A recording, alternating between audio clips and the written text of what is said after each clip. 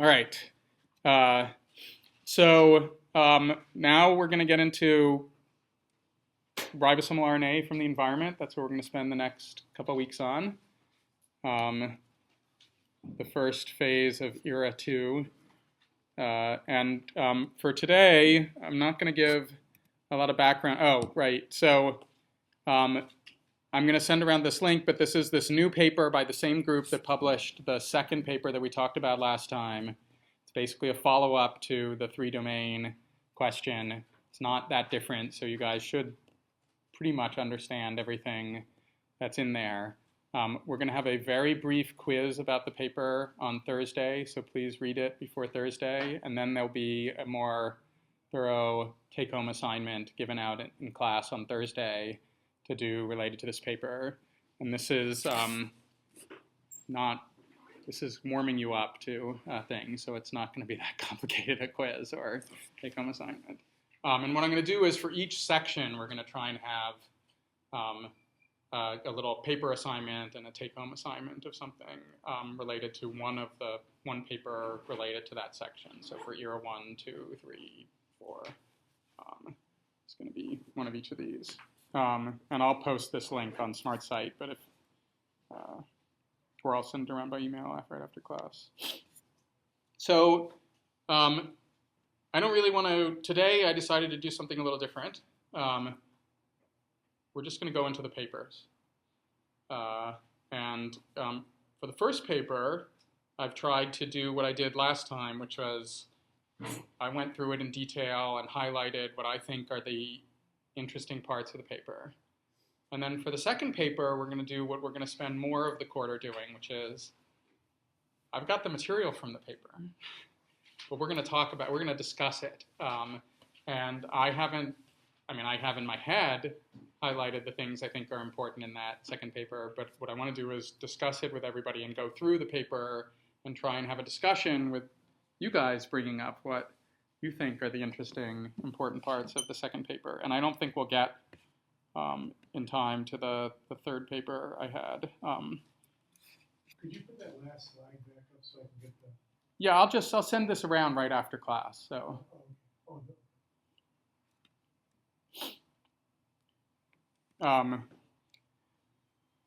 So I picked this paper. It's not the first paper that was done by the Norm. So this is from the lab of Norm Pace.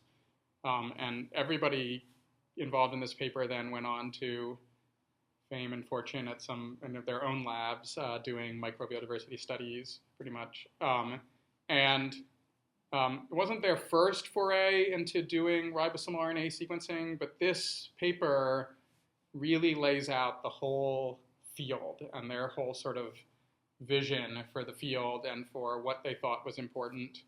And it came at a really, really sort of critical time because it was right before the invention of this PCR process.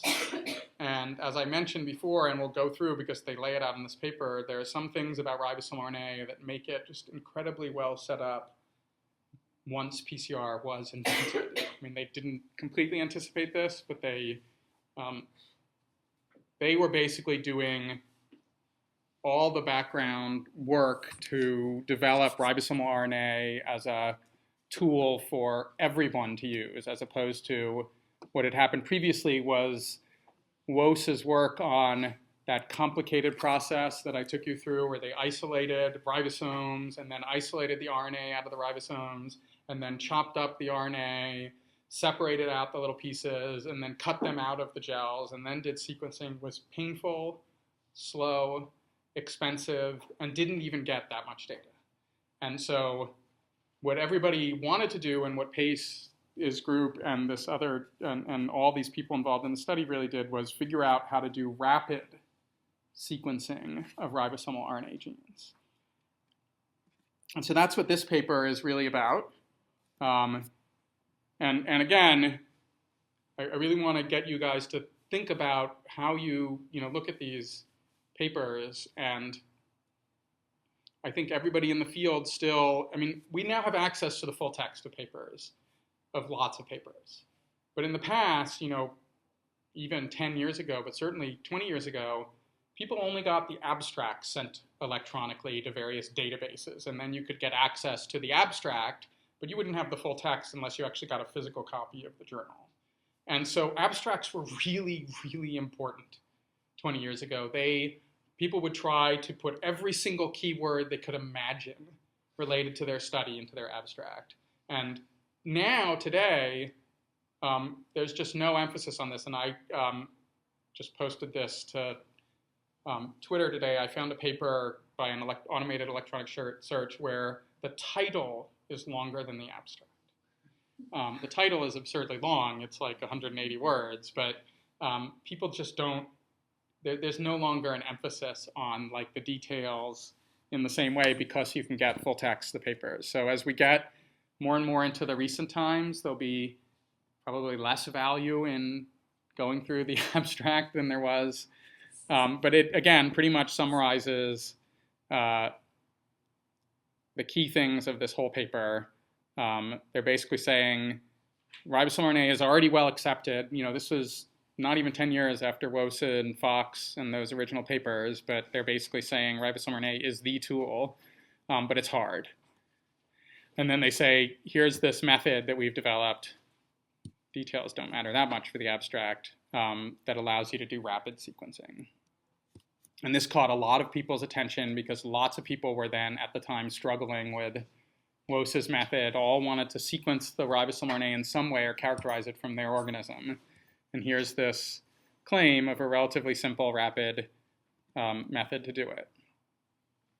I'm not going to talk about these things in detail, but I just wanted to highlight another thing about reading papers, which is, and you can't always tell this in advance, but you can sort of figure it out as you go through a paper. Some people use references as a way to point you to like the history of the literature and, you know, important other findings. So like they'll summarize something like this. In general, macromolecular sequences seem preferred because they permit quantitative inference of relationships. So they're basically saying here that you want sequence data as opposed to other types of data because it allows this quantitative inference. And they cite the two classic papers in this sort of area that most people used to reference. This first paper by Emil Zuckerkandl and Linus Pauling was basically the invention of molecular phylogenetic molecular evolution analysis. And then this paper by Fitch and Margoliouth was one of the first distance methods to build a tree out of this type of data that was sort of rapidly available. And I don't know if it's sort of bimodal, but there are some papers where the references, you go to them and they make sense, like in this paper. And there's another set of papers, many of them, where people clearly just did a Google search or an abstract search for some keyword, and they put that into the reference because, or they, you know, who knows, they're trying to reference the famous people in the field. And you try and track down the information in the references, and there's no obvious connection whatsoever to the claim made in the paper. And I don't know if this is like, I think it's probably gotten a lot worse now that people have ready access to sort of electronic searches. I mean, I'm sure I do this just like everyone else. You have a blank section of your paper with no references, and before you submit it, you're like, oh my God, I've got to fill in some section, and you start looking around for some paper. What you really should use references for if you're writing papers or reading papers is if that was part of your work. If, you know, they justified doing sequence analysis because of this prior work by Zuckerkandl and Pauling and Fitch and Margoliouth, or they're trying to justify this work, so it's an integral part of their paper, as opposed to just trying to, after the fact, justify something. So they go through in the introduction, basically, the whole rationale for what they're doing. Basically, they talk about Woese, they talk about the previous phylogenetic analysis, they say, you know, they think Woese was able to create this comprehensive outline using his method, but it's, you know, not sufficient. I think I left out one of the, they basically then argue that you need this sequence analysis. And so they go through the methods in here. For our purposes, the methods aren't that important. They basically extracted RNA out of cells. And then this is the fundamental new thing in this paper, really, and the fundamental thing that set them up for everything people are still doing today with ribosomal RNA, which is this concept of designing primers to help in the sequencing. And so I talked about this before, so it's worth just taking a little step back. DNA replication in organisms works by cellular complexes called DNA polymerases. And DNA is transcribed into RNA by cellular complexes called RNA polymerases. And some organisms, basically some viruses, a few other organisms, have a process to reverse this, to make RNA into DNA, so to make a copy of the RNA, and it's called reverse transcription. And you make a copy of the RNA into DNA. And the enzyme to do that is called reverse transcriptase. And for the reverse transcription reaction and for the DNA polymerase reaction, to get the reaction started, you need what's called a primer. So what basically happens is you either have organisms, cellular organisms, start with double-stranded DNA, and to replicate the DNA, they have to unwind it. So you sort of open it up to make it single-stranded DNA. And if this was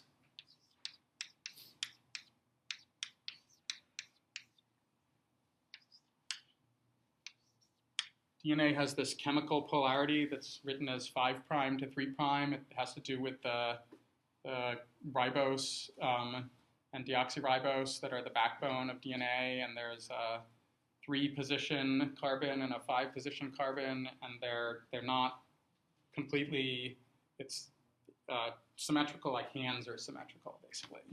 And so the other strand goes in the opposite direction, but it's complementary, so you would have T, T, A, T, G, G.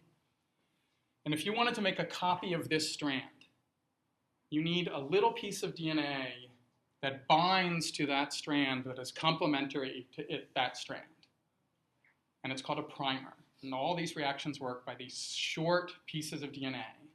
And so what you basically need to copy this piece is the equivalent to what's on this piece of DNA. And so what people do is they make, well, organisms do this, but you make a short, it's called an oligonucleotide primer, that basically looks like this, and you mix it in with your DNA, and it will bind to this strand of DNA, and that can start the DNA replication reaction. It can prime it.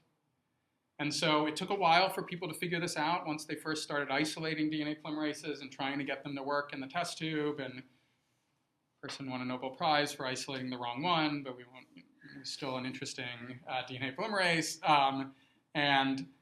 Eventually people figured out how this would work with DNA polymerase and with this reverse transcriptase reaction. And so you could jumpstart the replication reaction. And for Sanger sequencing, remember that what you're doing is you're getting DNA replication to work in the test tube, and you're getting these a couple of abnormal versions of each of the bases to get incorporated some of the time in that growing DNA chain. So you need an enzyme from an organism that copies DNA or copies RNA if you want to do reverse transcription, and you need a primer that is going to bind to somewhere in the target piece of RNA or DNA that you want to copy. Does that make sense?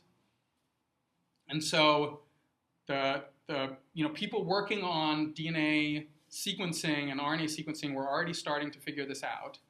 And that's what Lane and Stahl and Pace and somewhat Olson and Sogan and Bernadette Pace all worked on, was trying to figure out how to prime sequencing for copying ribosomal RNA, for reading the sequence of ribosomal RNA. So you have to purify it. So in this case, they're purifying ribosomes, kind of just like what Woese was doing, although after a little bit of time, they realized that they didn't have to actually isolate the ribosomes from anything else. You could just take all RNA from a cell, and most of it is ribosomal RNA. And if you're going to prime the reaction with a primer that is highly specific, a pretty long primer will only bind in one place in all the RNA in an organism. If it's specific for the ribosomal RNA, you can mix all the RNA from an organism together. And this primer will only bind to the 16S ribosomal RNA. So they realized, that's the point of this paper, they realized we didn't have to purify the ribosome. We could just isolate RNA with this relatively simple procedure. It's even easier now, but basically the idea is you do this thing called phenol extraction. How many people have done phenol extractions? Anyone? So it's, basically there have been lots of different chemicals that people have used for this. You have a chemical that certain types of organic compounds dissolve in it, and or certain types of hydrophilic molecules dissolve in it, or certain type. Basically, you have chemicals that differentiate between different types of molecules in a cell, and then you do what are called extractions, where you use one of these chemicals. You pull out whatever goes into that chemical. Let's just say you pull out all things that are highly positively charged. There's one way of doing this. And then if you want the negatively charged stuff, you take whatever's left over after you run through this chemical. And phenol pulls out things like DNA and proteins together. And then you run a series of other extractions. They previously had developed this before until you get RNA out at the end, or basically relatively pure RNA out at the end. And they store it, so they're done with it, they store it, they put it in the freezer. Back then you put it at -20, now people freak out at RNA at -20, so you put it at -80, and it's unclear if it makes any difference, but that's what people do now. And then they say, we made these primers. So they have a way of chemically synthesizing short pieces of DNA, and they synthesize those in the lab. They purify them out, and they've now, they dry them and they store them in water and they put them in the freezer, and they tell people, because they knew that everybody was going to want access to them. So they even put in their paper where you would get these primers from, because they were pretty hard to synthesize. Now you just type in an order to a company, and for $10 you get back a primer, basically. But back then it was a pain. They got this reverse transcriptase enzyme. They purchased it from a company. So this enzyme basically does the same thing here, but it takes RNA and converts it back into DNA. And it does it with this priming reaction. And so they buy this enzyme. They buy or make the nucleotides that they need. So they're going to get normal nucleotides, and they're going to get the nucleotides that terminate this reaction, like in the Sanger sequencing. And then they're going to mix them all together, and that's what this whole thing describes, the protocol for their sequencing reaction. The details don't really matter to us today, but this is their protocol for the sequencing reaction. It's not that simple. I mean, they're arguing that this is an incredibly simple process. This probably would take you weeks to even figure out and then to test and do, but the Woese method was so hard that this seemed almost trivial in comparison. And then you run these sequencing gels that I was telling you about. So basically, they run this reaction with the blocked nucleotides, and then you need to separate out the pieces that come out. So you're going to run ribosomal RNA. You're going to be making copies of it in growing chains, and then the growing chain is going to stop in one test tube, your A test tube, wherever it's putting in an A occasionally, and if there's another A a few bases down, it'll stop there, and in the C test tube, it'll stop wherever there are C's occasionally. And then they'll run these sequencing gels, and I'll come back to that in a minute. Does that general protocol make sense here? They then, before they show you the results, they go through a little bit of their argument here. So they were not able to finish the full ribosomal RNA sequence for these organisms with this approach. So they spend a bunch of time in their paper talking about why you don't need to finish. I mean, if they had finished, they probably would have spent time talking about why you need to finish. Anyway, that's just the way it works in most scientific studies. And then they say, first we're going to show you, before we even show you any data, first we're going to show you this concept that we have for priming. And this is the key invention that they made. Discovery, whatever you want to call it. So they took ribosomal RNA genes from a bacterium, E. coli, an archaea, Halophyrex vulcani, it's a salt-loving archaeon, and a eukaryote, Dictyostelium, a sort of model organism that a lot of people worked with in the lab. And they lined them up with each other.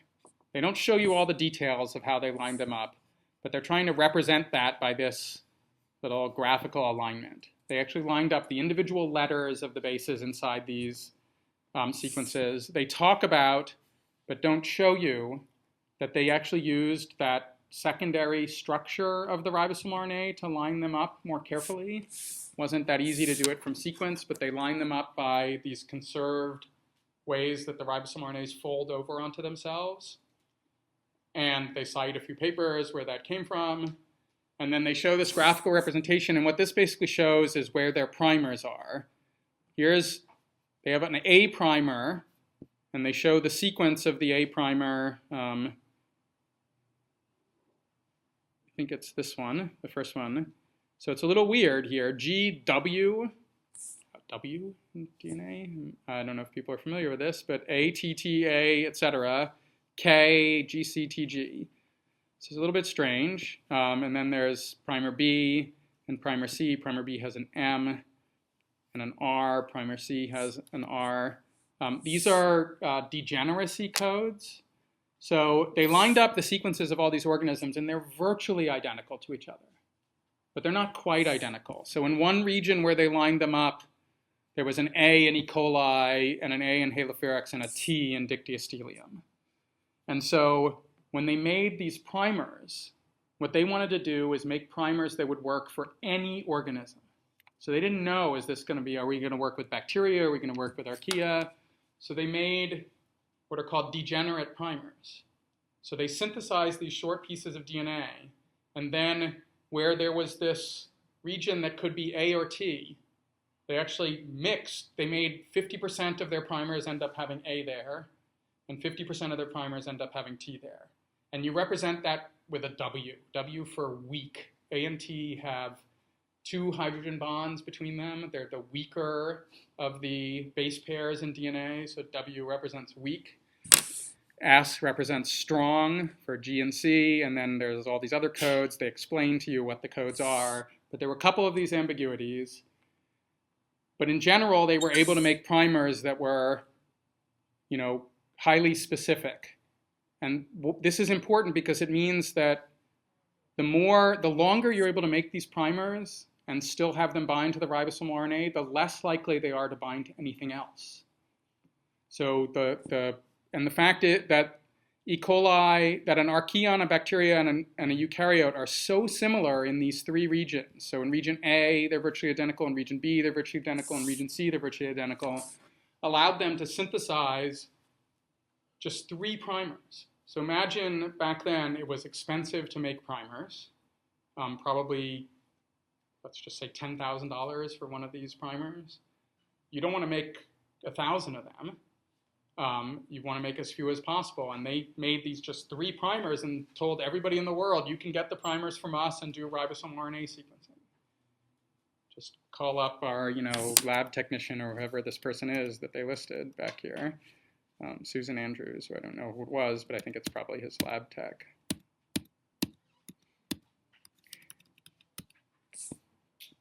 And then this is what they use for that sequencing reaction. So in one tube for their new organism of interest, they would mix in all of these reagents and 1 primer, like primer A. And then they're going to read the sequence next to where primer A is. And then they'll do a separate reaction for primer B and a separate reaction for primer C.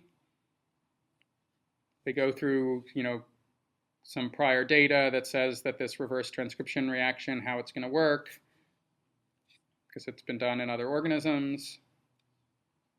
There's an issue that we don't need to bother with, but ribosomal RNAs turn out to have weird bases occasionally. They get modified. They spend a lot of time trying to justify how this is going to work when the base is modified.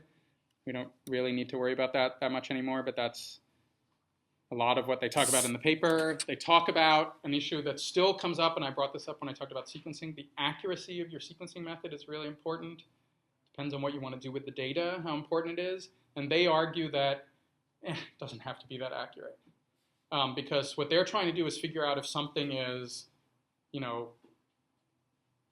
a phylum with E. coli. And you could probably have, in the 1,500 bases of the 16S ribosomal RNA, you could probably have 20 errors or more in your reading of a sequence and still be able to say what phylum something is in. They don't show data for this, but they make the argument. And then now, finally, they get to the actual results, which is a sequencing gel. So this is basically the same thing I was talking about before with Sanger sequencing. And they go into a lot of detail about these, lines that they have all the way across where you can't read the exact base and whether or not that's due to one of these modified bases or some weird thing about the ribosomal RNA. Details don't matter that much. And then this is sort of one of the keys to what they're doing here. They're going to generate sequence data for each organism and make a sequence alignment.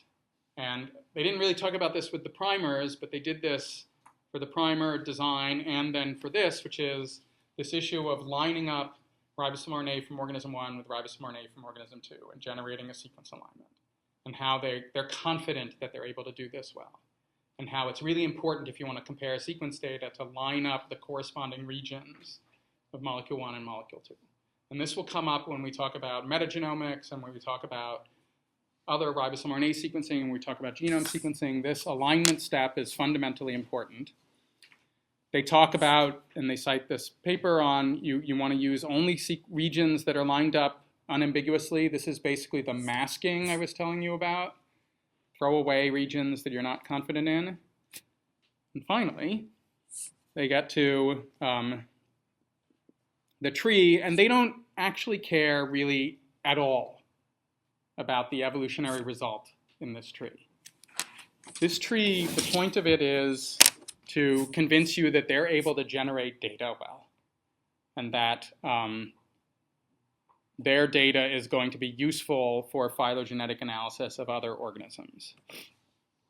And part of the reason why this isn't that important here is that they're not really doing new organisms. They're doing organisms that they knew some data from, and they're sort of testing the method when people had generated the data with another approach. And they go through, I may have left out the,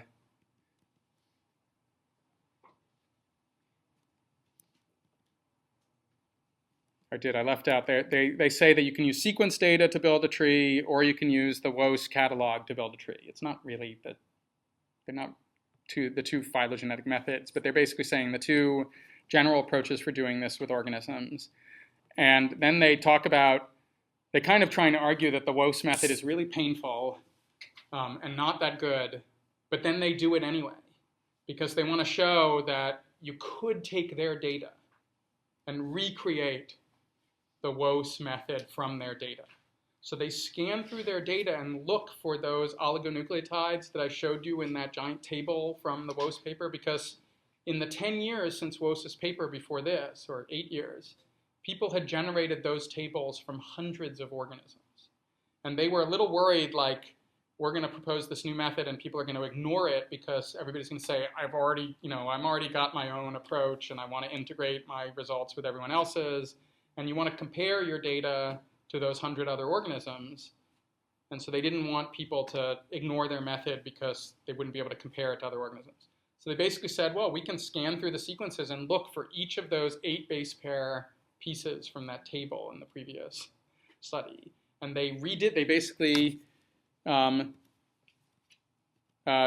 recapitulated the prior work from the Woe study and say that you can do this here. And they show this more in the next paper too.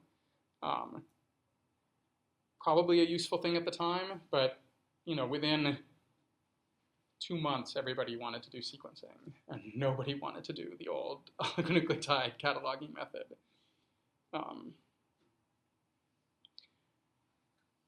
Probably even less than that. And that's this first paper. So what I've been trying to do is sort of give you examples, and then from now on, I'm not going to do this with the papers that we talk about. I'm going to sort of walk you through everything. I want to start talking with everybody about the papers that we're going to read. So hopefully you will start to bring in questions or ideas, and I might actually even call on people to tell me what they think about different parts of papers.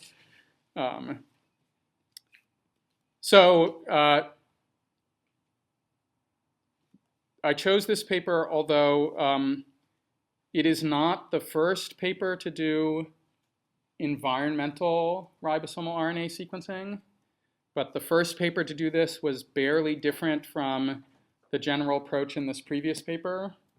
So the first paper that did environmental RNA sequencing was from symbiotic bacteria that live inside a host where they are basically a pure culture living inside host cells. So it's not that different. I didn't mention this, but what Pace was doing here was from cultured organisms. Grow them in the lab, you get up a big bolus of ribosomal RNA, and then either WOS would extract the ribosomes or they would extract the ribosomal RNA from that organism. And they showed in another paper, actually in 1984, that you could do the same approach from these symbionts where almost all the tissue was this symbiont living inside a host cell. And it worked basically like a cultured organism. And this Yellowstone paper was the first example where you went to a community that was not just one organism and actually characterized who was there using this RNA sequencing approach. I don't know if you mentioned in the paper, but why did they use 5S instead of 16? Yeah, so this is, it's a little bit of, I wouldn't call it cross signals, but I don't think they knew when they started working on any of these approaches which one was going to work best. And I think they did the full front attack, said there's the 5S, the 16S, and the 23S. In theory, each of them could be useful. Let's try and develop methods and protocols and primers and other things that work for any of them and see which one is most useful. And for whatever reason, I mean, I don't know the history. I could actually ask them. I know actually all of these authors now. I don't know why in the Yellowstone study they did 5S, but in the symbiont study they did 16S, which came out before this, by the way. And in the 16S is the common one now. Now, after this paper came out, we're not going to read this, but after these papers came out, they and other people wrote papers saying 5S does not have enough information. So the 5S ribosomal RNA is only about 200 base pairs in length. And if you want to build an evolutionary tree and distinguish closely related organisms from each other, it just didn't have enough information. And so I think they knew that at this time, but I think they felt like they were in a race with other people and they just had to get something out, and it worked for 5S. So yeah, I was wondering that today because I'm like, well, they did 16S from the symbionts, they did 5S from Yellowstone. When they did PCR, they first did 16S. I don't understand like the whole. And so they use 16S a lot now for microbial studies, but don't they use 18S a lot for? So I think it might be in the other paper. Oh, I didn't put it in. In this first paper, they have an asterisk in one of the first paragraphs. that for the 16S ribosomal RNA, and they have a footnote that up here they have this little footnote, but I didn't show the footnote, that explains that they're going to just call it all 16S ribosomal RNA. But that naming scheme is a really awkward naming scheme. So what goes on is, or where it comes from is, you take an organism, you crack it open, you extract the ribosomes, and then you purify the different components of the ribosome on what's called a sedimentation gradient. And the number is literally which fraction, basically, something comes out in the sedimentation gradient, which tube that you get out, or the density, sometimes they use density. And it has to do with the length of the ribosomal RNA molecule. And it turns out that eukaryotes, the molecule that is homologous to the 16S in bacteria, in eukaryotes is a little bit bigger on average. And it got named the 18S. But it is the homologous sequence. So now people try, although not everybody does, to call them the small subunit ribosomal RNA is what we use to call the 16 and 18S together now.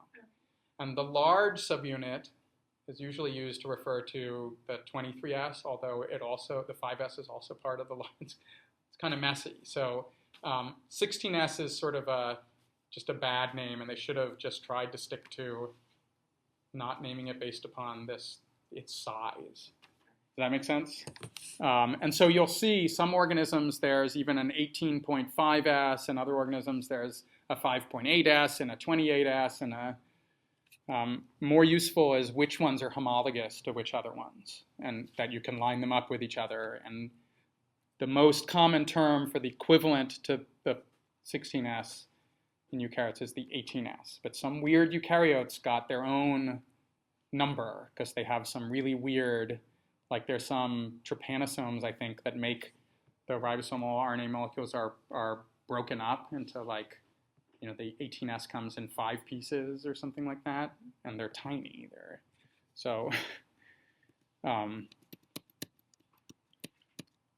Yeah, it's a bit of a mess because of that. Sorry, going the wrong way.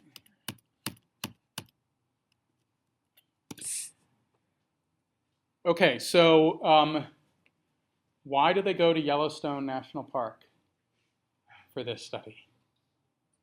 I mean, why not just...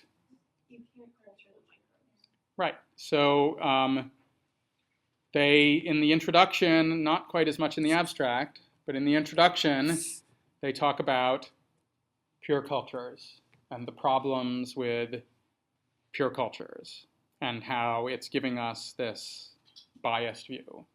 So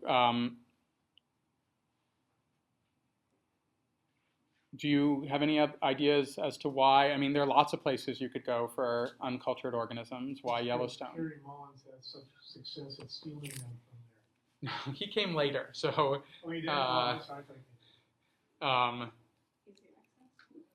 It's not easy access. It's in the middle, right? I mean, it's Yellowstone National Park is... Easier than other places. So you don't have to, like, get people to sign off and be like, yes. You didn't then. Now you do have to get the Park Service. You can't take anything out of the Park Service. So that's probably part of it. But they could have easily gone to soil in their backyard. Yeah. Lots of uncultured organisms in soil or ponds. Because of the likely prevalence of archaeobacteria. So one of the #1 reasons they wanted to go there was because of the possibility, and people had seen in microscopy weird things there, that there were weird organisms there. I don't think they really knew, I'm not sure if they knew that there would be archaea in the environment, but they really wanted to show that this could be useful in the big picture of the tree of life. And they wanted to go to a place with a high probability of finding something unusual. Why else? It's another really key reason why they... Did they need the enzyme from the thermophilic bacteria attack? They did not, PCR wasn't invented yet. They had not, they would have been very happy to invent PCR, but someone else came up with that concept and using thermostable polymerase, and that was Kary Mullis a few years later. But there were people interested in thermophiles because of their biotechnology implications. So, if you're imagining what environment am I going to characterize where I might be able to get funding for it, not the worst place to pick where you knew that all these biotech companies were going to the same environments. There's another reason. So when people had looked, what? Well, it hasn't been developed or built up. Yeah, sure, it's more isolated. That's a good reason. I don't know if that came up to them. But when people had looked in the microscope, they hadn't seen a lot of diversity. So they didn't want to go to soil, which they knew was really complicated. They didn't want to go to oceans, which also seemed to be really complicated. They wanted to go to a place where there weren't a lot of different organisms. Because what they're going to do is pretty messy, especially before PCR was invented. So they're going to try and generate sequence data with pretty cumbersome methods, relatively speaking, from a community, and they wanted to do it from a community where there weren't many different kinds of organisms. With all these things they're aligning stuff, obviously they didn't have the alignment tools that we have these days today, so they manually putting them there and just sort of deciding, or did they have sort of the algorithms were in place and they used the algorithms just by hand, or? Mostly what they did was manually taking, they had a model that this other guy who worked in Carl Woese's lab, Robin Gattel, had developed about the structure of ribosomal RNA. Mm-hmm. He was in sort of a parallel path. And so they had these models about how, let's just say this is the beginning of the molecule, how these molecules folded over onto themselves. Let's just draw a simple version here. And they had this model that, let's say this was, A, C, C, and this is E. coli.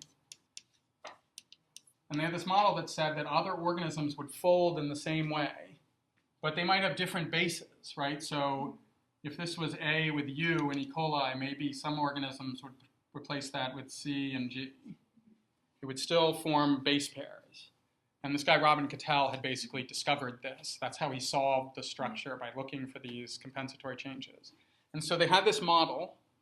If you come to my office, I can show you what I did, because I started sequencing ribosomal RNA genes just after this. And they had this model, and they tried to line up their sequence with the model by trying to take their sequence and fold it over to see how they could fold it like this model. And there were programs that you could use. They weren't very good programs for directly lining up ribosomal RNA1 with ribosomal RNA2, but there were programs that could try and take a ribosomal RNA and look for how it folded, where it would self-fold on itself. And we would everyone would try and run these programs or just do it by eye. So a lot of people would look at the sequence. They would have this notation. So you'd have a sequence alignment. And let's say you got to this part of the sequence alignment, CA, CC, G, U, G, G. So CA, CC, and then somewhere way else in the molecule it goes G, G, U, G. So you're going backwards. And they would represent this by a nested series of brackets.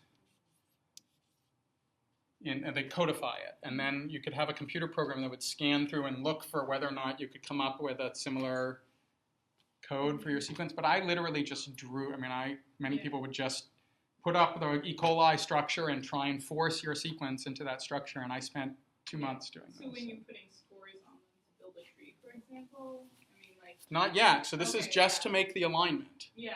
So after the alignment, there were computational methods that could take that alignment and objectively build a tree. Okay. But so sort of scores. But the alignment part hadn't yet been sort of computationally solved, so a lot of people did it by eye. Okay. And I'm sure that's what they did. The person who I learned how to do sequence alignment from had designed a graphical interface for doing sequence alignment to do ribosomal RNA alignments for everybody in the community. And that was all done by hand. So, they're laying out this logic for why uncultured organisms are important to do. And how, in theory, it could give you an unbiased picture. They punt on the issue of 16S versus 5S, kind of, in this paper. They make a lot of arguments for why ribosomal RNAs are good. They cite their symbiont paper. And then they're doing Yellowstone. And, I don't remember.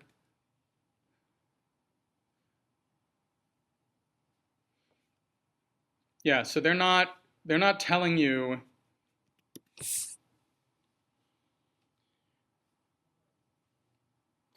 so there is one other part to the story, which is that there had been a couple of cultured organisms from thermophile environments that were interesting, right? So that's where the Taq polymerase eventually came from. So they had a community where there were some cultured organisms that they could get ribosomal RNA data from the culture to cross-check when they were getting environmental data from a community.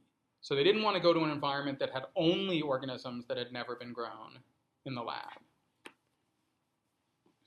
I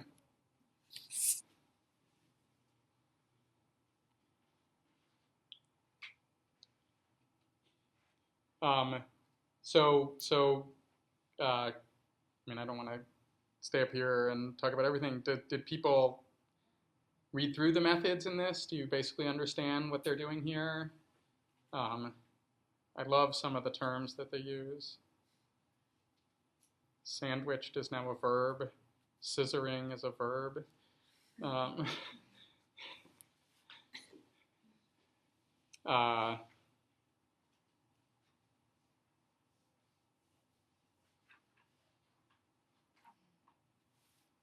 don't know how much there is.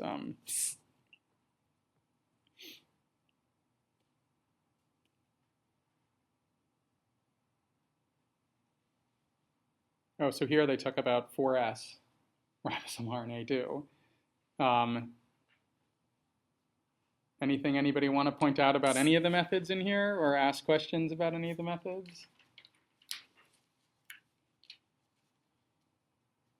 So basically just put some batting into springs and waiting for stuff to grow. Yeah.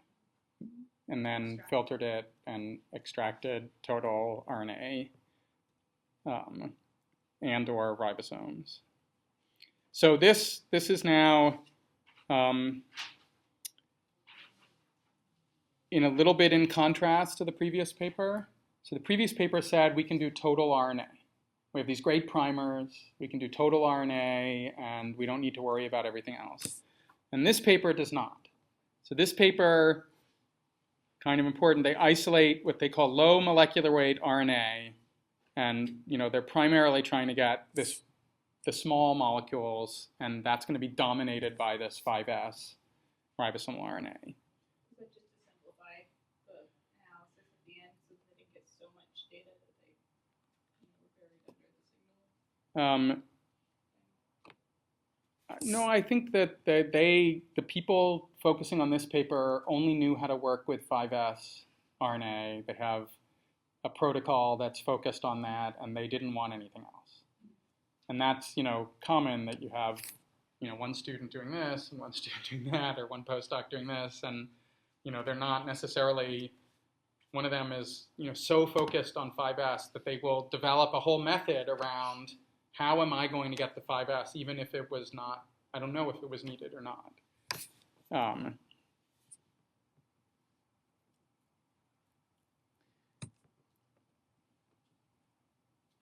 So this basically goes into details of how they do the sequencing, and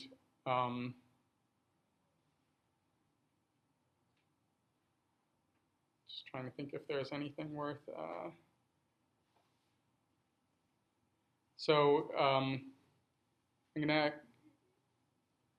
Maybe this is worth discussing. So if you take a random region of the genome of an organism and you put that DNA into a test tube, and you try and read the sequence of that DNA, what you do in most cases is you denature the DNA to pull apart the DNA strands because you want to get your primer into binding onto one of those DNA strands.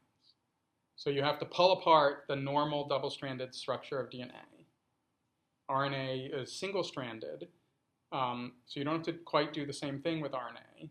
But so for most RNAs, you wouldn't have to do this. But for ribosomal RNA, you do. Why is that? Right, so ribosomal RNA has this nasty problem for all the people doing sequencing, which is that it folds over onto itself. And when you denature double-stranded DNA, heat it up, and then you add in a primer, the primer is going to be much better at finding its mate than the other strand of DNA is, especially if it's really long. Really long, it can't really fold over that well. It can't move through your solution that well. The primers are really small. They float around. They bind to their target. The ribosomal RNA creates a problem because it just has to fold over onto itself, and it's always got itself next to it. And so they talk about how sequencing artifacts caused by structures that are not denatured. So this is still somewhat of an issue, but basically when you run this sequencing reaction, you want to get rid of the double-stranded nature of DNA or RNA. You want your primer to bind, and then as you're running this reaction for the DNA polymerase to add in bases, you don't want your template to start folding over into complicated structures. And so you run it at a relatively high temperature or with salts that keep stuff from folding over onto itself. And then even, it turns out, they didn't know this initially, but even when you run one of these sequencing gels, the way the gel is supposed to work is you load DNA up into the top of the gel and you apply a charge basically at the bottom of the gel, and it's supposed to pull the DNA through. And the smaller pieces of DNA should come through faster and go to the bottom of the gel, and that's how you get this ladder. Well, that only works well if the pieces of DNA are not folded over into a secondary structure. So if your thing that you're sequencing has inside of it these regions that can fold over on itself, and you run your sequencing gel at a low temperature, they're actually going to fold into these weird globules inside your sequencing gel and run to the wrong place. So they don't talk about this a lot, but they spent years developing methods to get this to work well for reading sequence. So that may be, I don't know if that explains why for the environmental samples 5S worked better, because the sequencing protocol was a little different and there were sequencing whole molecules as opposed to part regions. I just don't know. And this is still an issue. If you run PCR, even today, PCR reactions on regions of the genome that have a lot of this ability to fold over on itself don't necessarily work as well as PCR for any other region of the genome.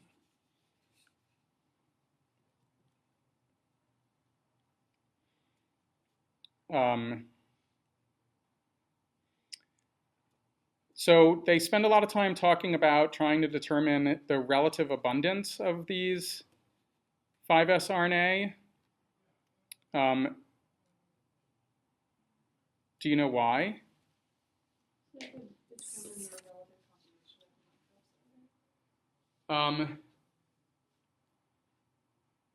Yeah, so they didn't yet have the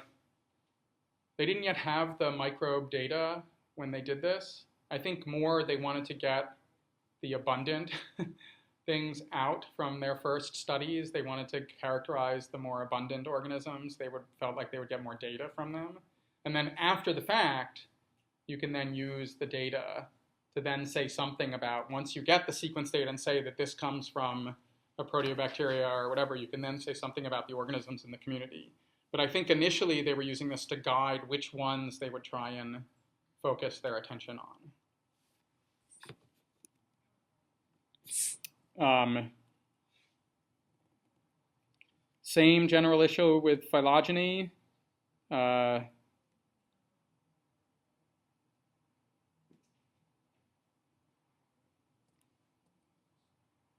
So there's this, so they did phylogeny by a distance method. And we didn't talk about this in detail, but when you build a phylogenetic tree from a sequence alignment, you don't, there's no obvious way to treat that data. So if you have a sequence alignment,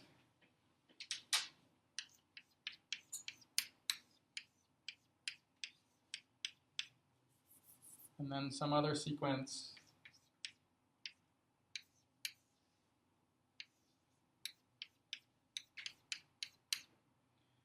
like this, where there's the thing missing in this sequence, and maybe got an extra A over here, and there was a change between a G and a T here.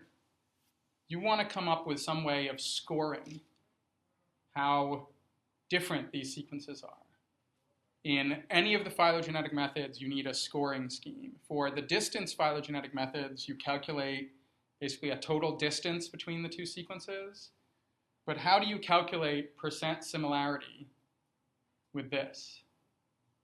That's what they're talking about here, is how do we score? We're going to count gaps a little different than we count a difference, a change between one sequence and another. I don't know why at the time you would pick one method or another, but they're saying we have this method of calculating percent similarity or distance between sequences, and they go through their method for calculating those distances. If you do likelihood and parsimony and Bayesian methods, you also need a way of saying how much this counts against your phylogeny.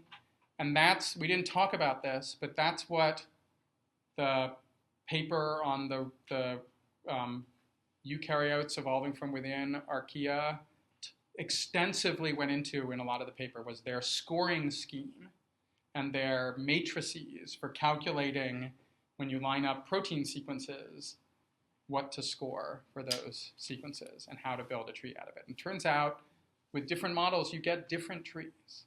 So you actually, it is one of the fundamentally important parts about building a tree. Yeah, no, just. Yeah, I thought you were raising your hand, but you're just.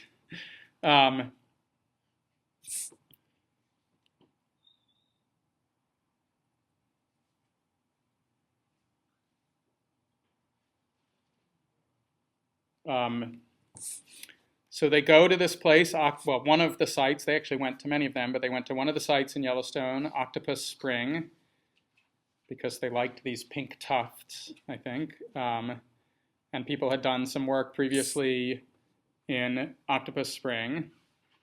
And I think it's kind of funny that they talk about how they went to a part of the spring and it's all dead. They're all dead organisms and they couldn't get any nucleic acids out of that location. And then they spend a lot of time trying to get a few organisms to grow on these little slides, basically. And so it's kind of weird. They talk about this really interesting microbial community, and many people worked on it, and then they go to it, and everything's dead in that community. And then they're going to grow stuff from the water instead of from these pink filaments and these pink streamers in this community. So do people understand what they did to get specific sequences out of this mix?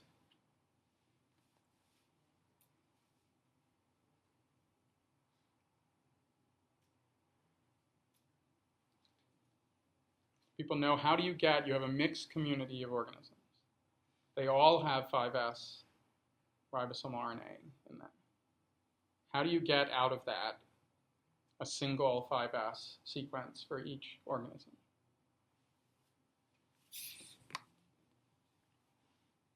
You differentiate pure cultures.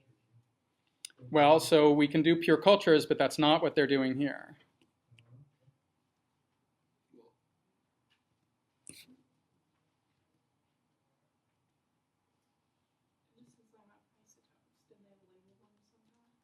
They did label some of them somehow. That's mostly to make it easier to see them on a gel.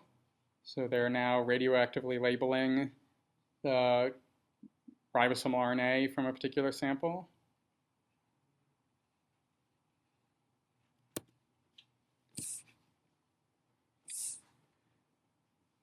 So they actually fractionate the ribosomal RNAs from each other in a somewhat similar way to what Woese was doing. So they're actually going to run gels, basically, to physically separate out the different 5S RNAs from each other. They're different enough in size that they could get. Yeah. And they, they chop them up too. So they treat it with this RNase and they chop them up and they get out different pieces and they're playing around. Basically what this is showing is the different 5S's here. And then they run some type of sequencing reaction, but they're basically trying to fractionate out these different 5S's from the different organisms. And then they generate data from the different organisms, and they just give them each a octopus spring 1, octopus spring 2, octopus spring 3, and now they make that sequence alignment using this model of the secondary structure. And here they don't show those little nested bracket, but these numbers correspond to regions of conserved structure in the molecules.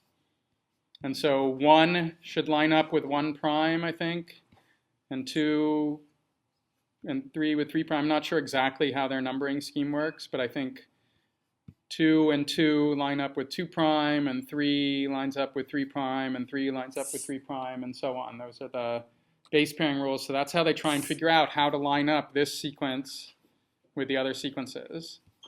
And this is, it's sort of, I don't know what else they could have done, but the numbering scheme that they do here, OS1, octopus spring 1, OS2, OS3 becomes the method for characterizing uncultured microbes from the environment.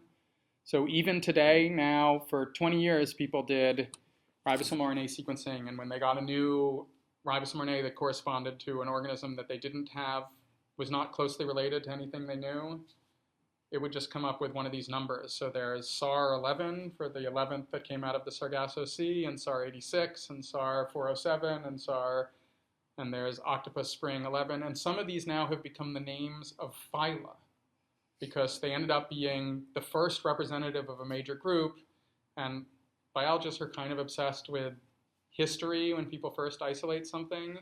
And so the name of the phyla for many of these carried with it like just these weird number schemes until, actually I didn't really do a lot of work on this, but I'm a co-author on a paper that finally proposed giving most of these actual names as opposed to numbers based upon which clone came out of some ribosomal RNA study from a long time ago.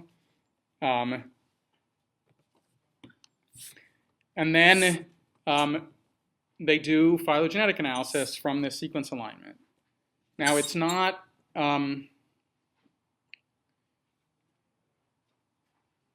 so they admit in here that 5S is not necessarily as good as 16S, but they still think that 5S is a useful thing for these environmental organisms. And unlike in the Pace paper, which was really about just the method, they care now about this phylogeny.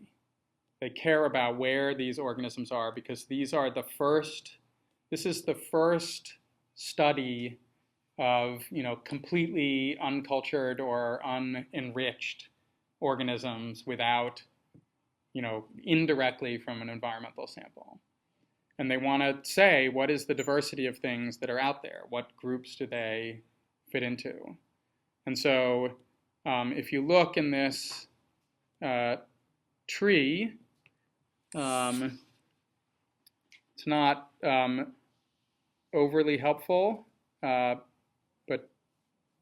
the octopus spring 2 and 3 are on a branch with Thermus aquaticus and Thermus thermophilus. That was, I think, again, the reason they wanted to go to these hot springs was because that's where people had isolated Thermus organisms before, and they were really interesting, and they were hoping to get some archaea also.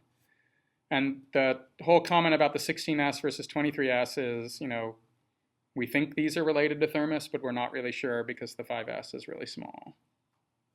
And they show on here the symbionts that they had worked with previously. That's the only reason I think they showed this branch over here. And they show a zoom in of the whole phylogeny from WOS of bacteria. And then they do their one archaeon. Not particularly high resolution here. There were only a few 5S sequences available from archaea at the time. But basically, this is proof of principle now that you can go to an environmental sample, get organisms. It's kind of weird. They say you can't culture them, right? But they did first symbionts, which are sort of the equivalent of culturing. And here, they put out this slide and get things to grow on the slide because they actually couldn't get it to work from the organisms that really were non-growable in the environment. So it's not complete. It's not a complete environmental sample here. It's an enriched environmental sample based upon these slides they got. Yeah. Like those tufts, I mean, like they had looked at those tufts with microscopes, presumably. Mm-hmm. Maybe that there's stuff in them, but just like some long protein fibers or something. Yeah, or they're just dominated. So this has been a debate in the community, and I didn't want to show you all the background here, but there's been a big debate in the community. If you go to an environment and you see stuff there, looks like cells, in some assays it might show up as seeming to be viable, but you can't grow it. Whose fault is that, right? And it could be that the organisms are in what's called this viable but non-culturable state. That was this term basically invented to explain why many organisms might not be growing in the laboratory, but might still be alive in the environment. And so they cite this paper by Brock, who was the classic characterization of these thermophiles, where he actually went to Yellowstone hot springs and dumped in radioactively labeled material and tried to see if it got incorporated into these filaments. And they couldn't detect much of anything. And so as far as he could tell, they were certainly not very active in these sites. So maybe they were, just like an old dead branch from a tree. I mean, they still look like they were relics of a living organism, but they're not functionally viable anymore. I think I'd have to look. My guess is they were alive, and they're just not very active. But because that didn't work, they then went and did, other collection methods. And then they talk about how now the relative abundance, which I think they really used originally for the purification and for choosing ones, can tell us something about the relative abundance of the organisms.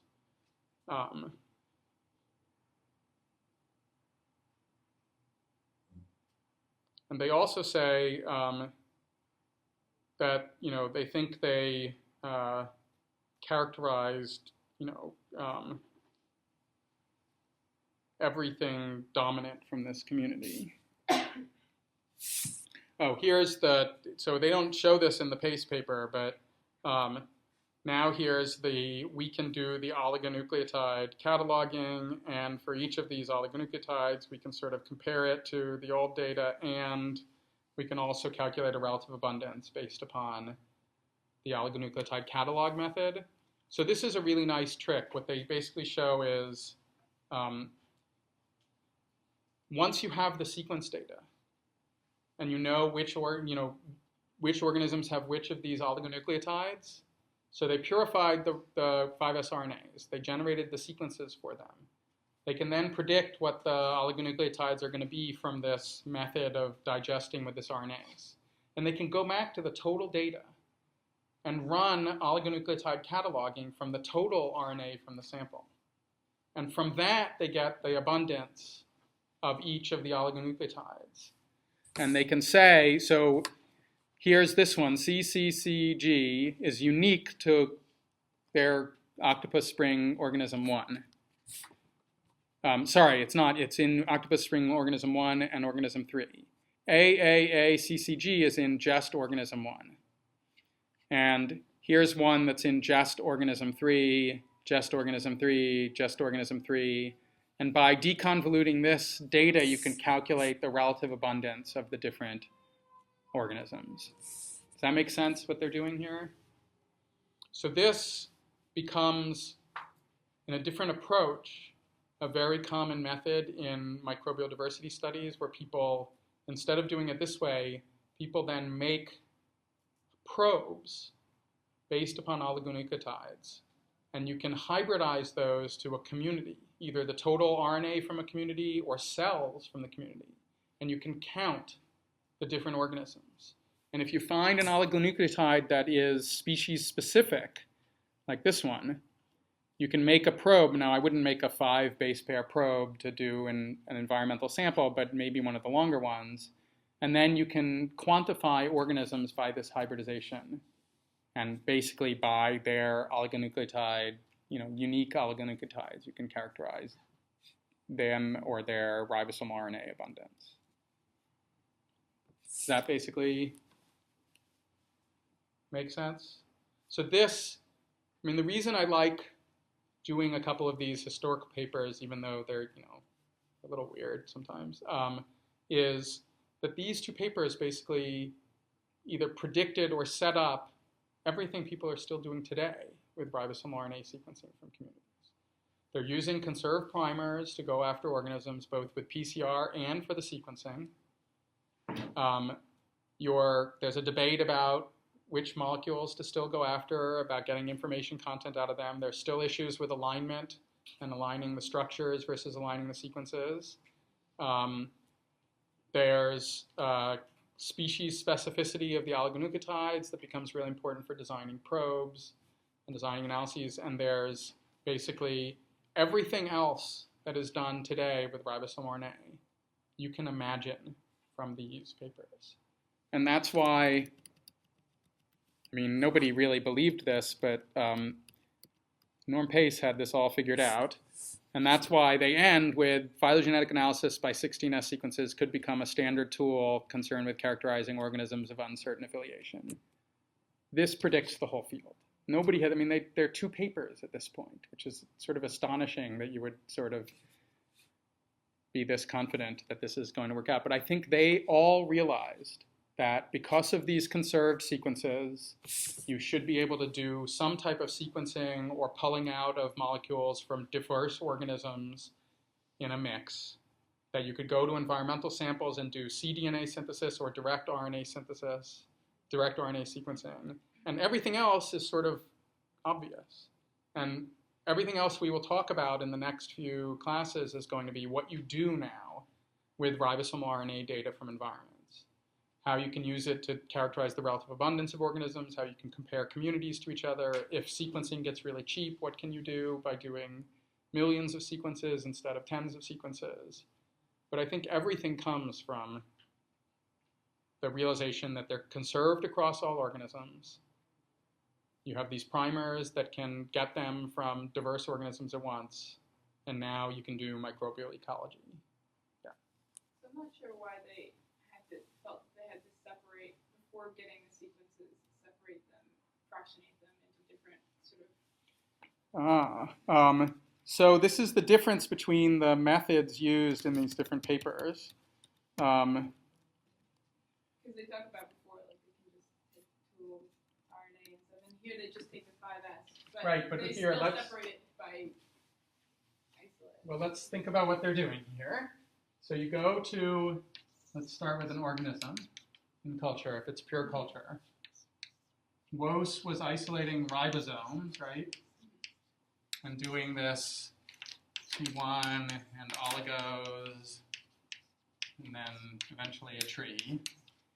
And at some point, they started isolating ribosomes and trying to do sequencing. And that, there are multiple ways you can do this. You can